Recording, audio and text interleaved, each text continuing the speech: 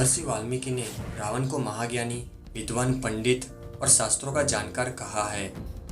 रावण ज्योतिष के साथ साथ संगीत को भी जानता था।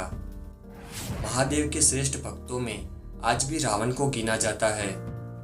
शायद इसीलिए श्री राम के साथ युद्ध करने से पहले रावण ने अंतिम समय में महादेव की पूजा अर्चना की थी।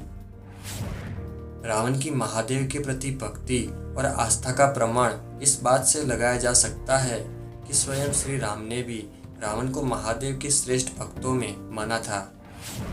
युद्ध के अंतिम समय में जब रावण मृत्यु की अंतिम सांस ले रहा था, तब श्री राम ने अपने छोटे भाई लक्ष्मण को रावण के पास जाकर रावण से कुछ बात का ज्ञान लेने को कहा था।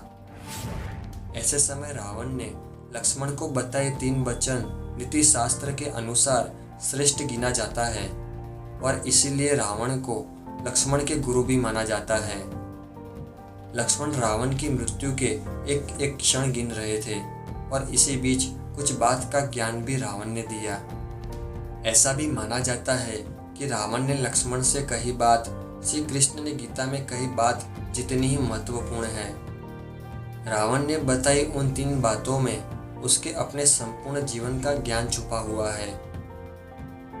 दोस्तों, जब श्री राम युद्ध में रावण को पराजित करते हैं, तब उसके अंतिम समय में श्री राम लक्ष्मण से कहते हैं कि इस संसार के सबसे बड़े राजनीतिक, शक्ति और नीति के महान विद्वान रावण के पास से जीवन से जुड़ी कुछ ऐसी बातें जानिए जो किसी और के पास से जानने को नहीं मिलेगी।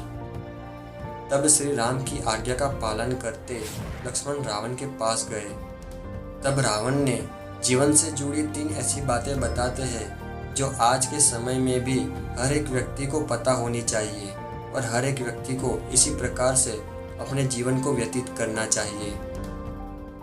रावण प्रथम बात बताते हैं, कोई भी शुभ कार्य बन सके उतना जल्दी से कर लेना चाहिए और अशुभ कार्य को बन सके तब तक टालने का प्रयास करते रहना चाहिए। मतलब कि जो कार्य जीवन में हमारे लिए अच्छे हैं उसे जल्दी से जल्दी कर लेना चाहिए और बुरे कार्य करने का विचार भी नहीं करना चाहिए। रावण कहते हैं कि मैंने साधु के रूप में प्रभु श्री राम को नहीं पहचाना और उनके शरण में जाने में खूब देर कर दी, जिस कारण आज उसे मृत्यु का सामना करना पड़ रहा है। युद्ध जैसे अशुभ कार्य को करने का प्रयास ना किया होता तो कदाचित आज मेरी ऐसी हालत ना होती। दूसरी बात बताते रावण कहते हैं, अपने शत्रु को कभी भी कमजोर समझने की भूल नहीं करनी चाहिए। अगर आप ऐसा करते हैं तो उसका परिणाम भी आपको बुरा ही भुगतना पड़ेगा। मैंने भी श्री राम और उनकी वानर सेना को कमजोर समझा, उनसे युद्ध किया जो मेरे जीवन की सबसे बड़ी भूल थी। उसने ब्रह्मा जी से वरदान मांगते समय भी ऐसा कहा था कि उसका वध मनुष्य और वानरों के अलावा कोई और ना कर सके और इसलिए मेरा विनाश हुआ। अगर मैंने अपने दुश्मन को कमजोर ना समझा होता तो आज मैं ऐसी स्थिति में ना होता।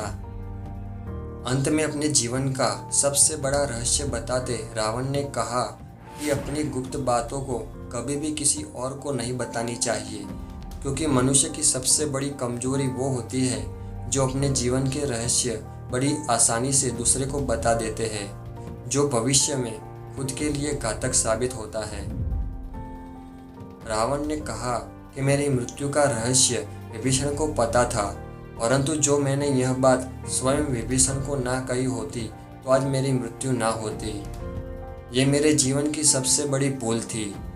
इसीलिए हर मनुष्य को अपने अंगत रहस्य को किसी और को नहीं बताने चाहिए।